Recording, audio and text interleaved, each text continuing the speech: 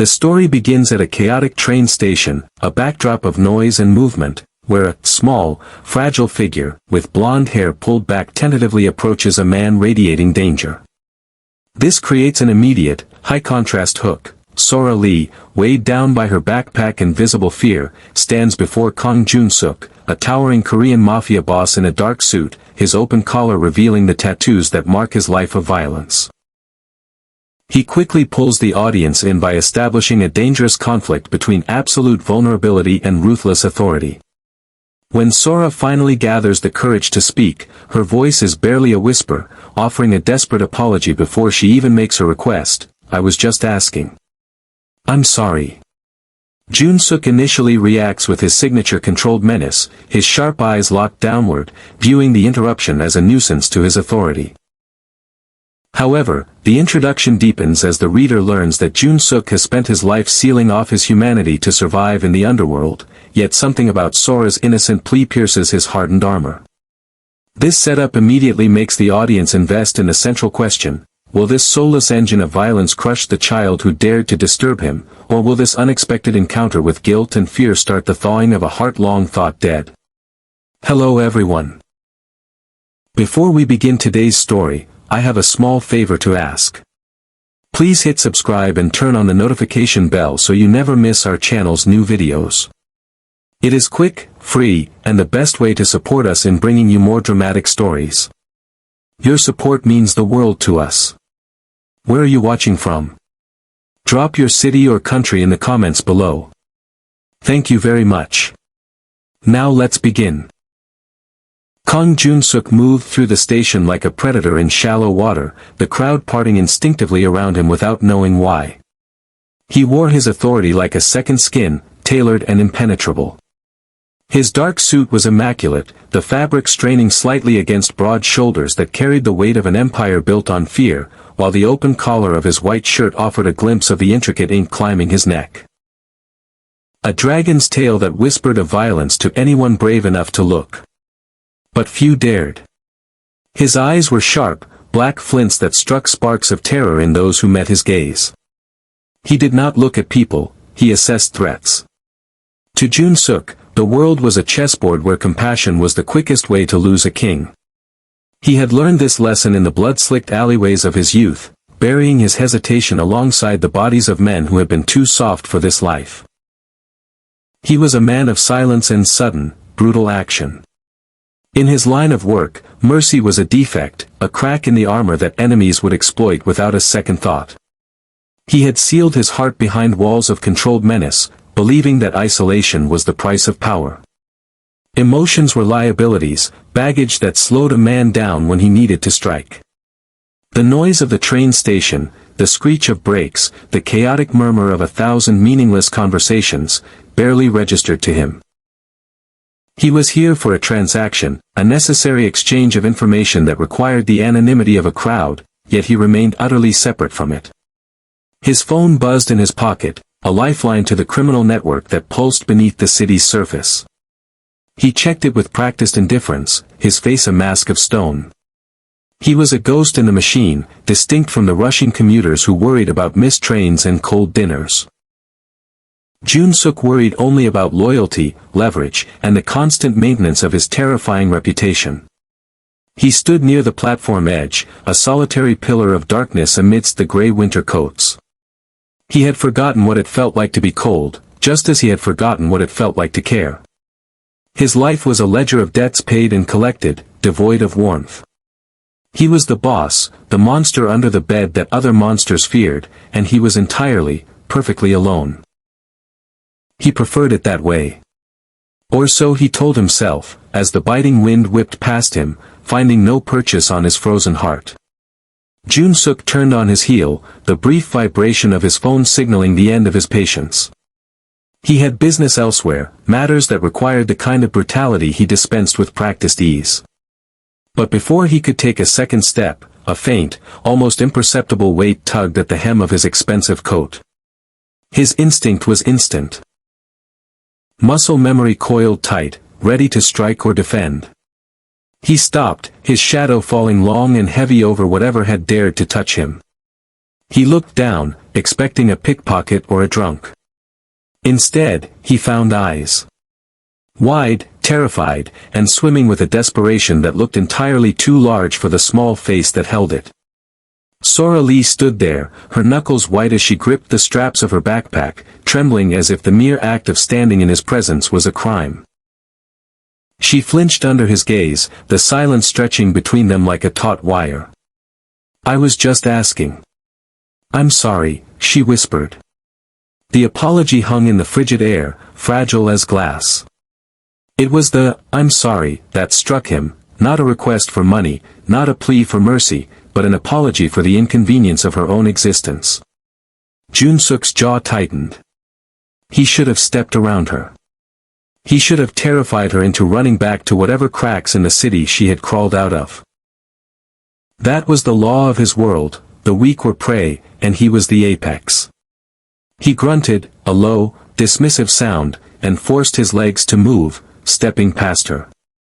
He marched toward the exit, his shoes clicking rhythmically against the concrete. "Walk away," his mind commanded. "Focus." He pulled his phone from his pocket, staring at the message from his lieutenant, trying to decipher the coded orders for the night's shipment. But the letters swam before his eyes. The roar of the station faded, dampened by a strange, ringing silence that had nothing to do with the noise around him.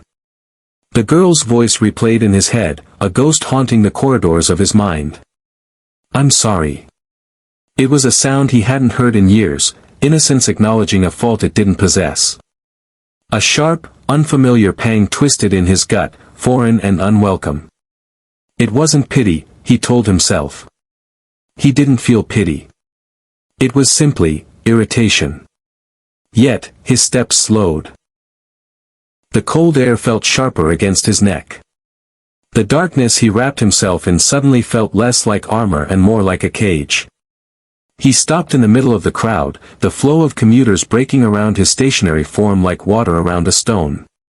Against every survival instinct he had honed over decades of blood and betrayal, Jun-suk found himself looking back.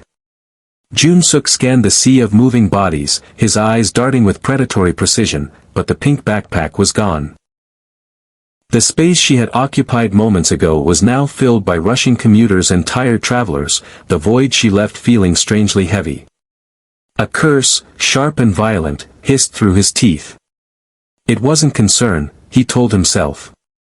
It was a loose end. A variable he hadn't accounted for in his strictly ordered world. He raised his phone, his thumb hovering over a contact labeled simply, security.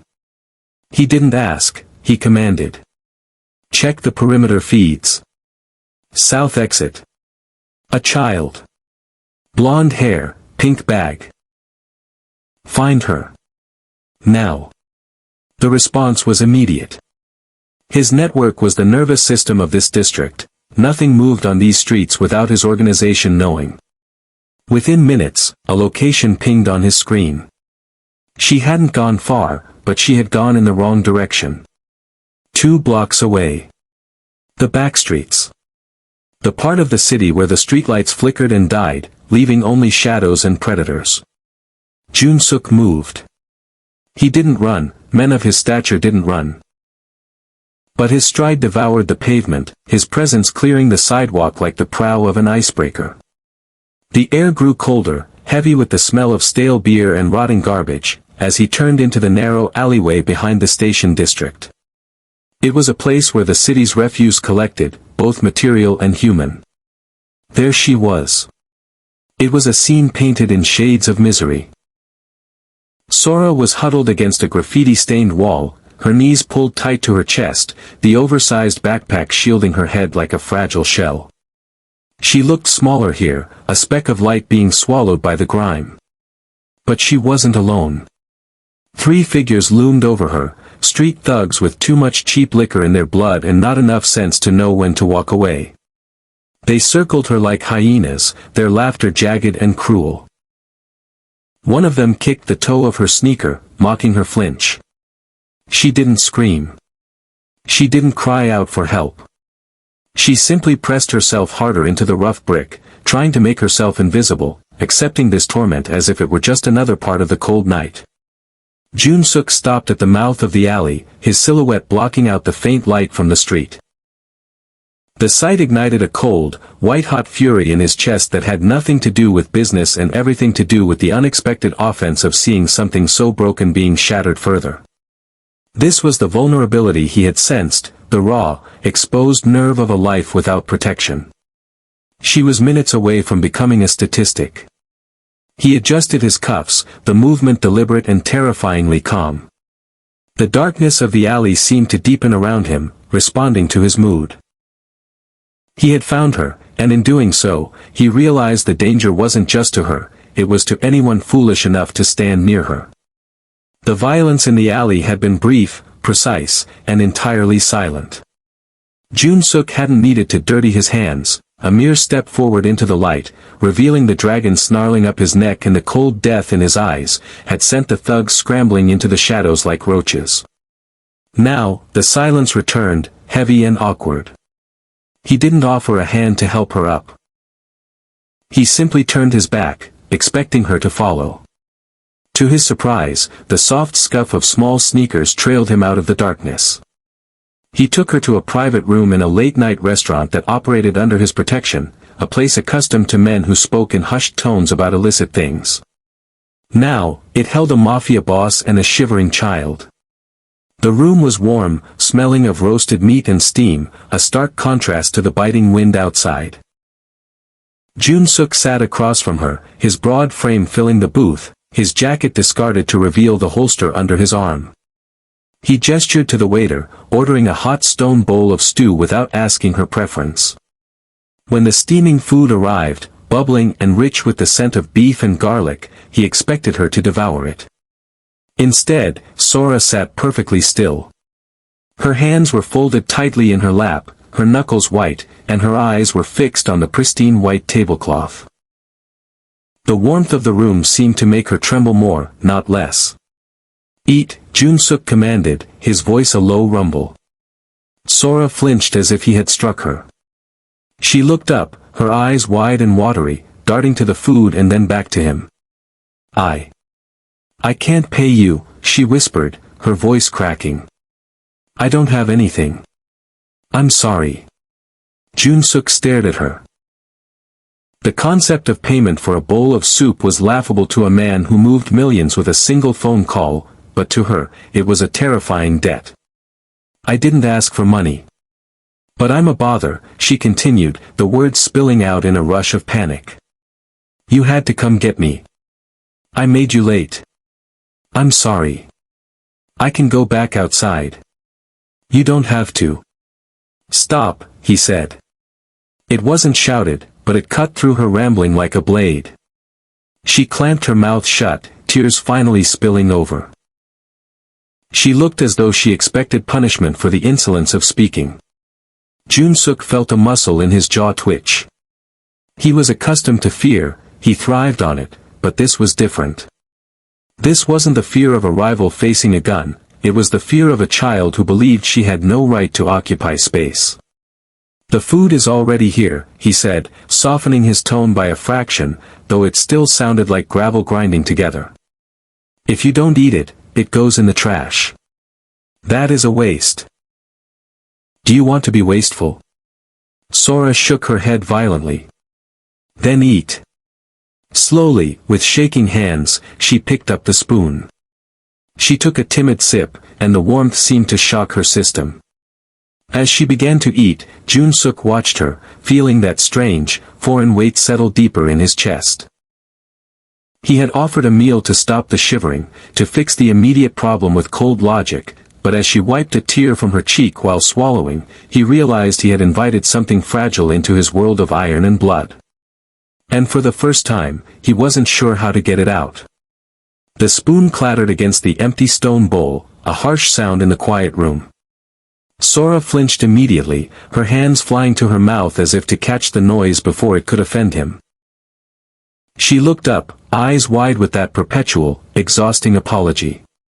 "I'm sorry," she whispered, reaching for the napkin to frantically wipe a speck of broth from the table. "I'll clean it up." I can wash the dishes in the back to pay for it. I know how to work. Jun-suk watched her, his expression unreadable. She was a tiny thing, barely reaching the top of the booth, yet she spoke of labor with the weary familiarity of an adult. Leave it, he said, his voice flat. Sora froze, her hands hovering over the table. She slowly lowered them to her lap, twisting her fingers together until the knuckles turned white. Okay. I'm sorry.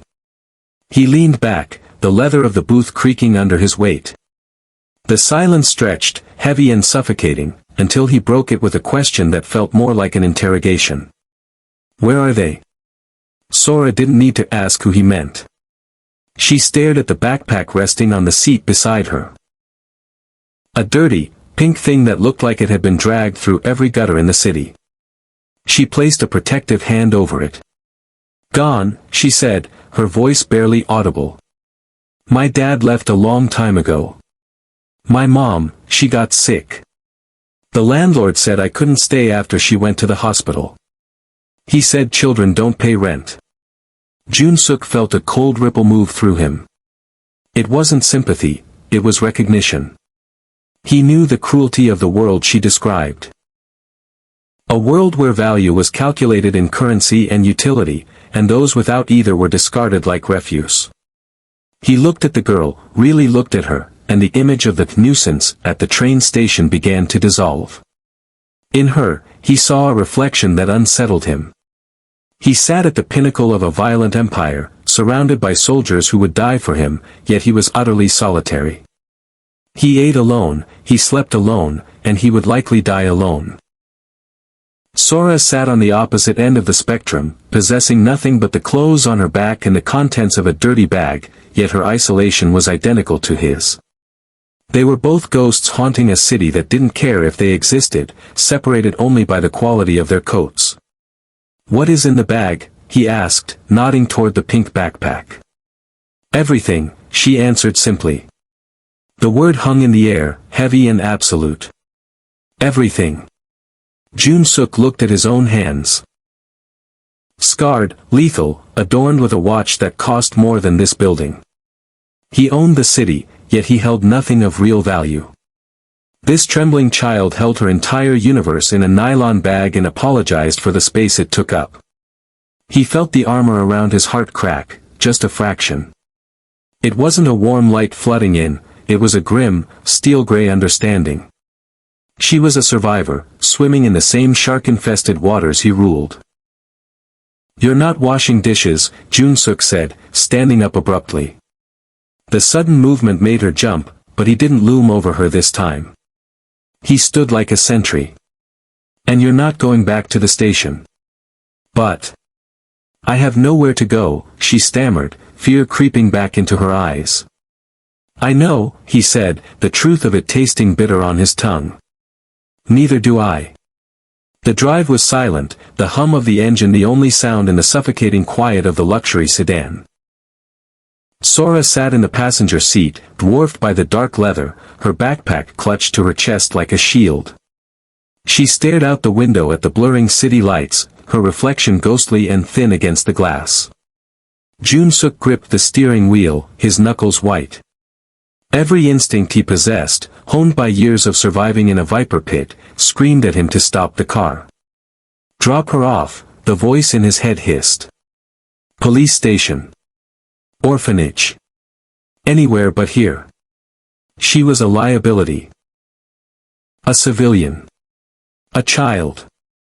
In his world, she was nothing more than a soft target, a weakness that his enemies would exploit the moment they sensed it.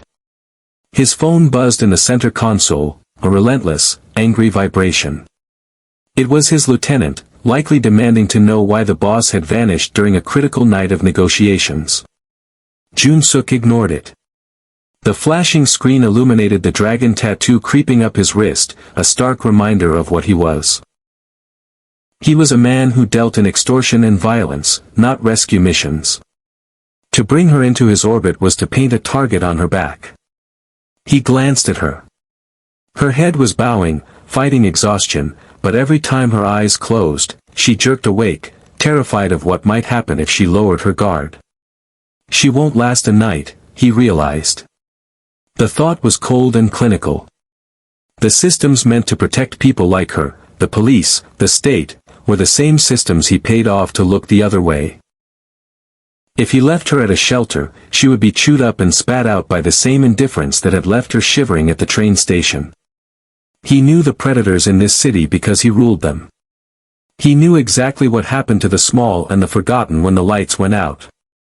A sudden, fierce rejection of that future flared in his chest. It wasn't just guilt, it was arrogance. He was Kang Jun-suk.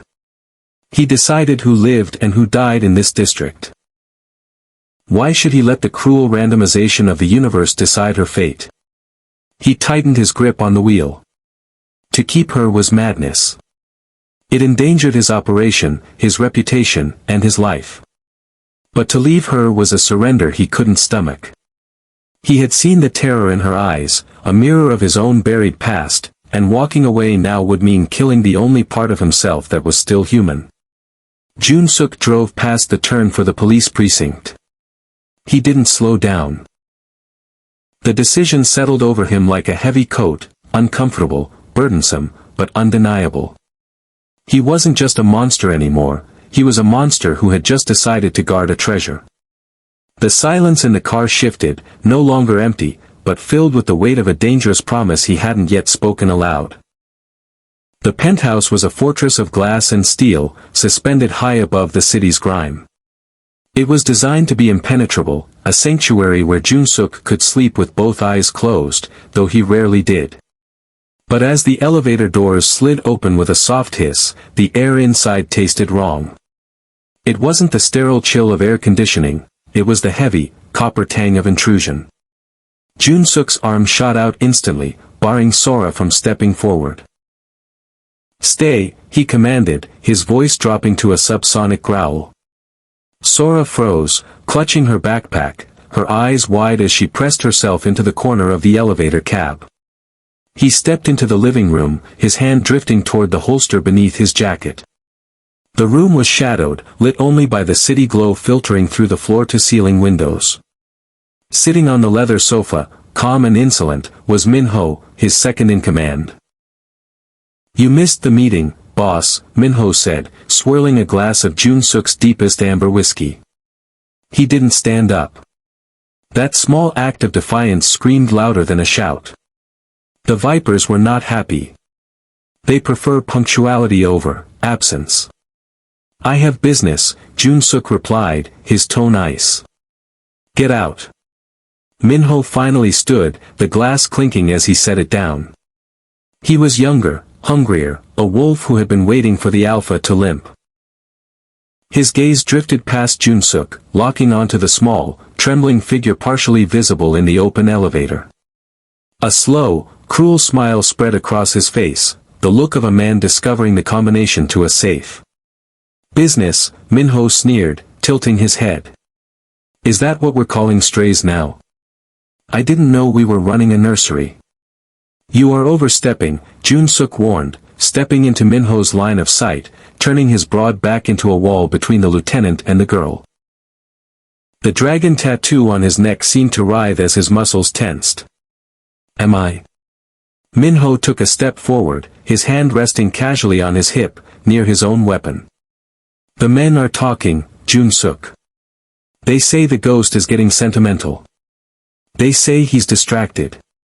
And now I find you here, playing house while our territory bleeds." He laughed, a harsh, barking sound. "If the Vipers find out you're harboring a weakness like that, they won't just kill you. They'll use her to take you apart, piece by piece." The threat hung in the air, explicit and lethal. Min-ho wasn't just warning him, he was testing the water, seeing if the king still had his teeth. "She is not a weakness," Jun-suk said, his voice dangerously quiet. "She is a liability," Min-ho countered, his eyes hardening. "And in this organization, we cut liabilities. If you don't have the stomach to clean up your mess, boss, I'll do it for you." Min-ho's hand twitched. In that split second, the dynamic of the room shifted violently.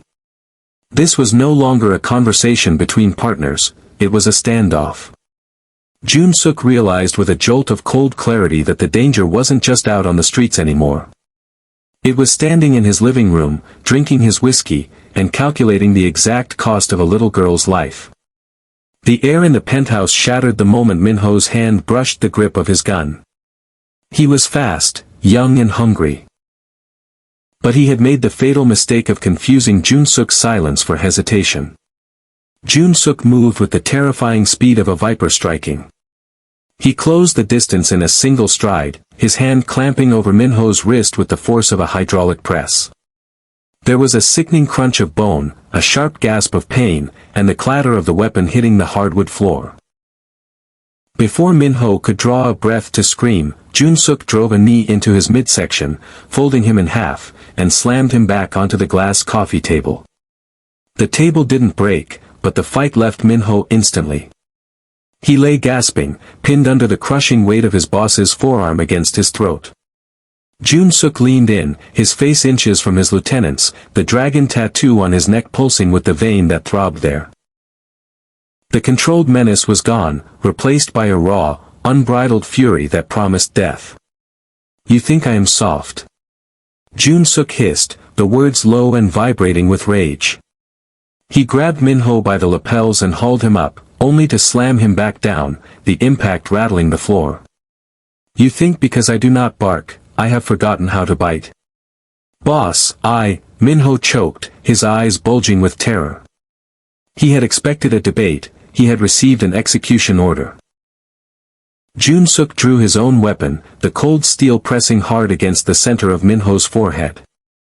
The room went deathly silent, save for the ragged breathing of the man on the table and the faint, terrified whimper from the elevator.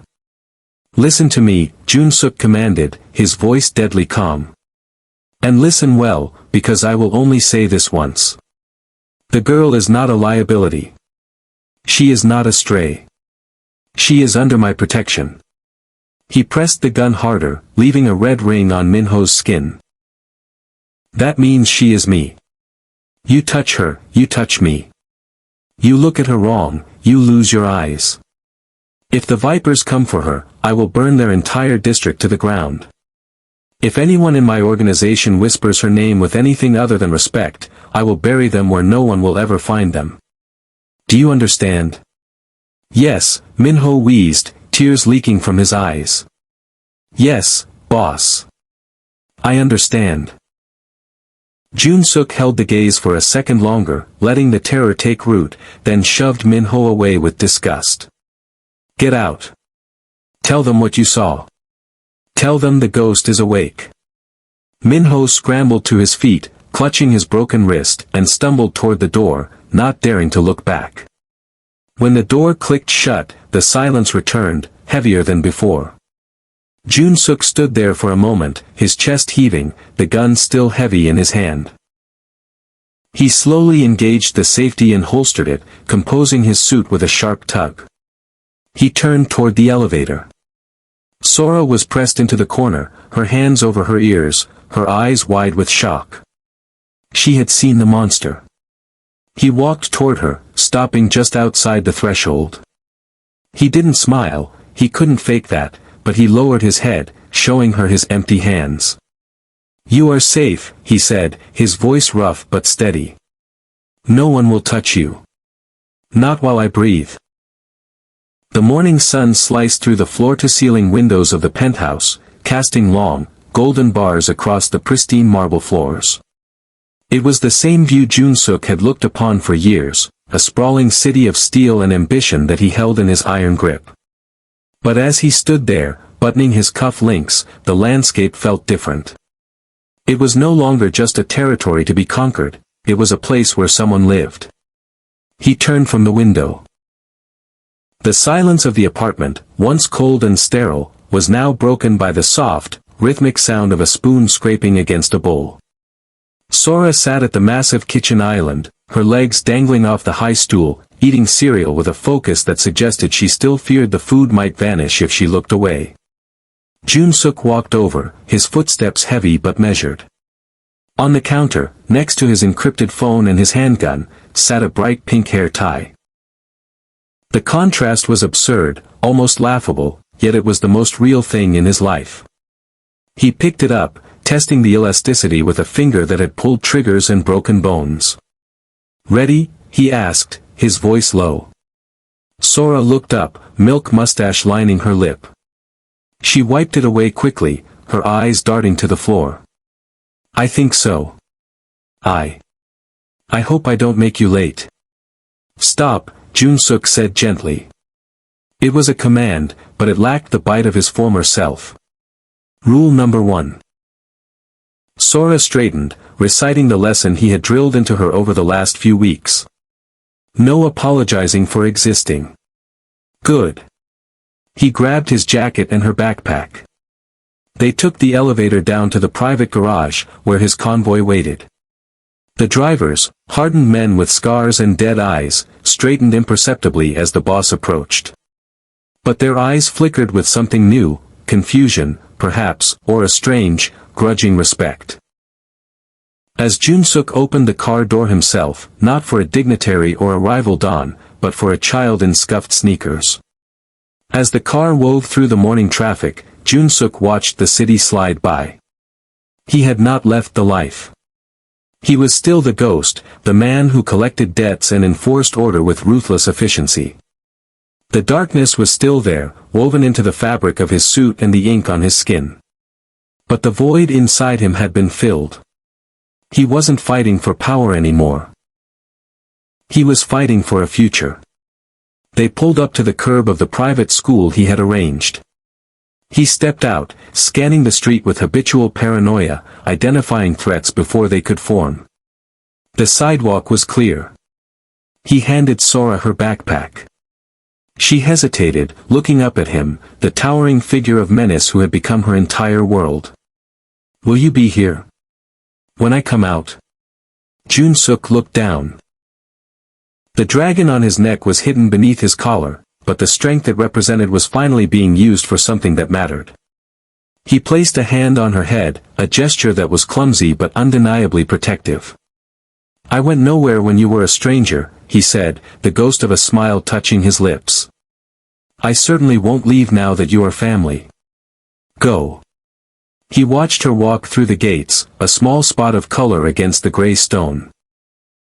She stopped once, looking back not to apologize, but to wave. Jun-suk raised his hand in return.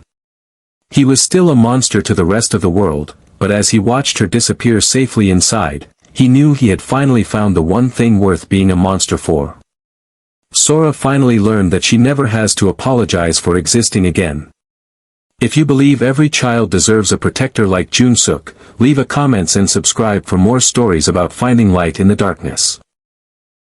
Please subscribe now and hit that notification bell so you never miss another incredible story.